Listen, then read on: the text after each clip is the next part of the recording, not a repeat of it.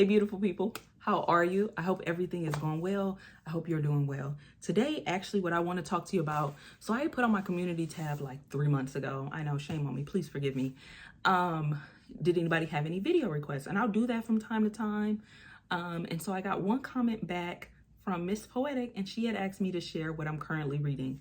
Now, girl, first of all, I struggle with this video for a few reasons.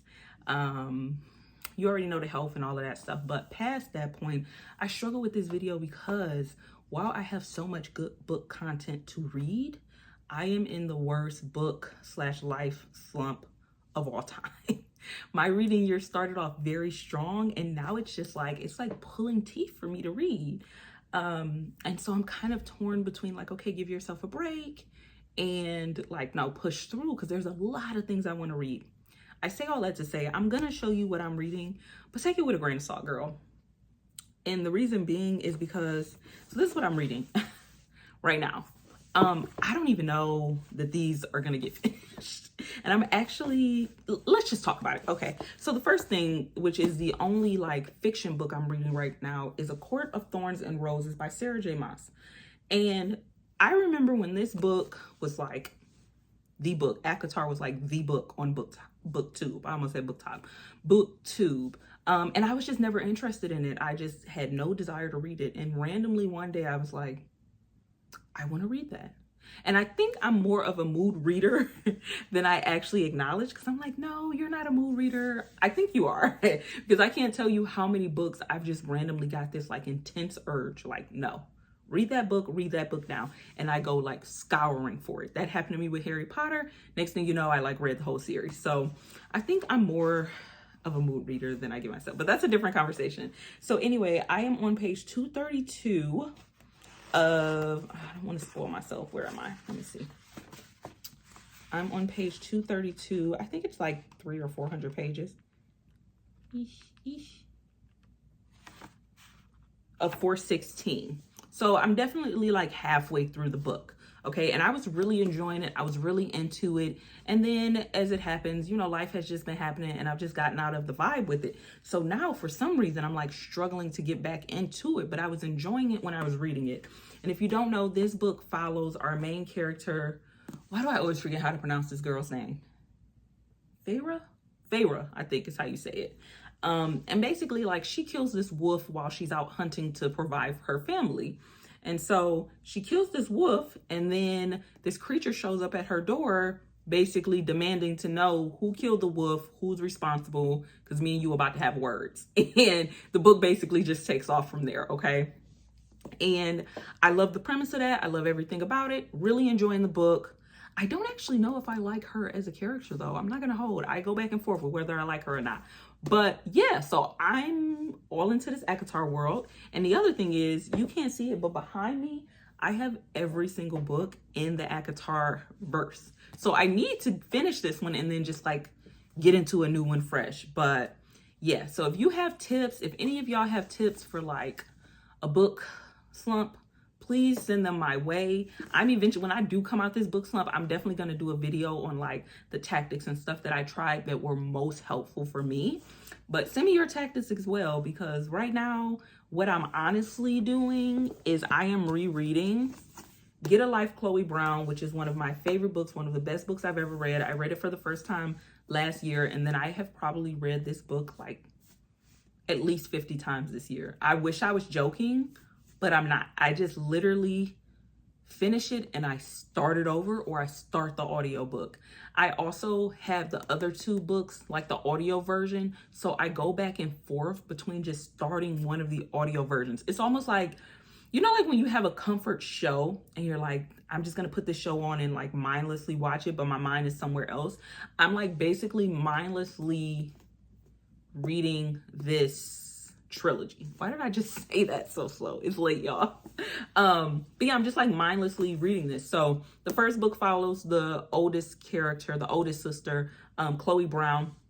The second book follows the middle sister, and it's Take a Hint, Danny Brown. And then the third book follows the youngest, the baby sister, Eve Brown, right? And so in each of the books, I feel like each of the sisters have their own like issues and things that they're fighting with, right? Like, as we all do. And that's what I like about it. It felt so real, right? Like, we all have things that challenge us that we're kind of working through. And of course it is a romance, so of course, you know, they meet somebody, you feel me, and we just see how they navigate that, right? Like, how do you navigate figuring out love when you're also dealing with your own issues, and also figuring out like how to like love yourself or forgive yourself or trust yourself, right? So this trilogy is just my comfort read. In this book in particular, because Chloe Brown is a chronically ill main character, and I had never read from that perspective before. I'm about to get emotional. I'm about to like get choked up. And as a chronically ill person now, like seeing that is so important. This book gives me hope. It makes me cry. It makes me laugh. It makes me curious. Like this book means so much to me. So that's honestly what I'm doing. And I wasn't even going to talk about the fact that like, that's what I'm doing. Cause I'm like, that feels a little weird. Like, am I a rereader? Yes, I've always been a rereader, but for whatever reason right now, I am just, it's like, it's the only thing that's comforting to me. It's just rereading. It's almost like I'm too overwhelmed to try to commit to like a new book. But yeah, please send me your tips because I really want to make the second half strong. So send me any tips you have.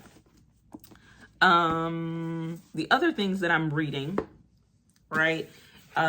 This book right here is called Single on Purpose, Find Yourself First by John Kim.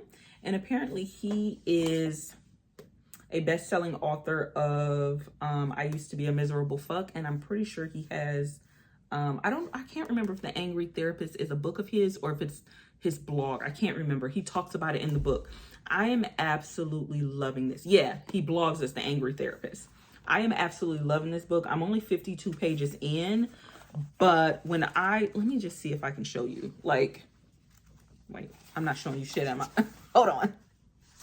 Like, I am just annotating all up and through here. This book is wonderful. I think this book is, I think this book is great even if you are not single. Because to me, what I'm taking from this book, first of all, is, so this book is all about the idea that like, you have to get, what I'm taking from is not so much you need to date yourself and stuff, like sure, date yourself, but you need to get to know yourself intimately and closely. And that's not always an easy thing to do. And prioritize your relationship with yourself, because whether you're in a relationship or whether you're not in a relationship, you're always in relationship with self. And the relationship with yourself, in my personal opinion, I feel like every other relationship flows from that relationship, and what that relationship looks like, feels like, all the things. So I am just absolutely enjoying this. This is a book that I wish I had when I was like in my early 20s, to keep it real with you. Like, I'm reading it in my 30s. It's fine. You know what I mean? And it's also interesting because I feel like I'm reading this book after, like, not to get too personal, but I'm reading this book after what I think is, I had already gone through a phase of like dating myself and getting to know myself after ending like a pretty bad relationship. And so now, like a decade later, basically, right, I'm at the place where I need to kind of get to know myself and like rebuild my relationship with self, right? Because as so often happens, life happens, new things come up, right? New things for us to deal with. And sometimes you got to kind of refresh what that relationship with yourself looks like. So that's kind of where I am and why I wanted to read this book. But I am absolutely loving this. I think this is a must read for all young people. Like, if you are college aged, right up in here, because this book is so important. Like, let me find, hold on. Not me just like flipping through pages while you're sitting here. And it asks some hard questions. The other thing that I like about this book, though, is that it has you read a section, and then there's a part in the book called, what is it called? Like Do the Work or something like that. It's something like that. It's like get to work or do the work, or time to make shit happen. So then in that part, it's kind of like, okay, here are the action steps. Like this is kind of what you need to be doing with yourself, thinking about, reflecting on with yourself, and then acting on. And I love that. So reading that. And then the other thing that I'm reading is 8 Steps to Conquer Chronic Pain, A Doctor's Guide to Lifelong Relief by Dr. Andrea Furlong. I hope I'm saying her name right. She has a YouTube channel. I will link this book and her YouTube channel down below. I got this book for Christmas, and if you've seen my what I got for Christmas, I'm pretty sure I showed this book in there. So I'll link that as well if you want to see me talk more about this book and also what I got for Christmas. But obviously, I live with chronic pain. You know, I live with a chronic invisible disability. And so I really wanted to learn more about how to live a more healthy life with chronic pain. I also have a video when I first came back to the channel where I kind of talked about and kind of acknowledged to the channel, I think for the first time, like, hey, I have a chronic illness that I was diagnosed with, right? And things have changed for me, and I've been gone for like 2 years. And this book is so important, and I'm like reading it like a dang textbook though. Like, I am taking my time with this. I'm reading it. I'm looking up stuff as I read it. I'm trying to figure out how it's applicable to my life and take what I need from it and leave what I don't. But this book is important, and it kind of makes me emotional because it's like living with chronic pain is really hard. And I feel like as somebody with a chronic illness, right, it's really changed a lot of different things, including my relationship with myself, how I think about myself, how I view myself, my relationship to other people, and just all the things. So I really, you know, what I'm trying to do is just take some time out to figure out like what I need and what's going to be most helpful for me. So I have always been somebody that I like to read self-help type of books, nonfiction type of books. And so these are 2 books that I'm reading to kind of help heal myself and heal my trauma.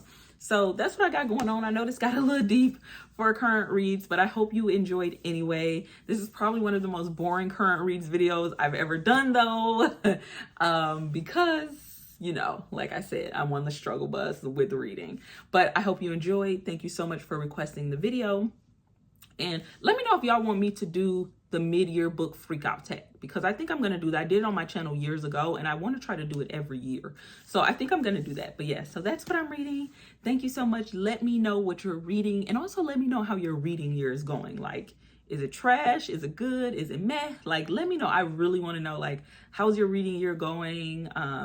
Best book you've read this year, or what you're currently reading. And I will see you all in another video very, very soon. Bye.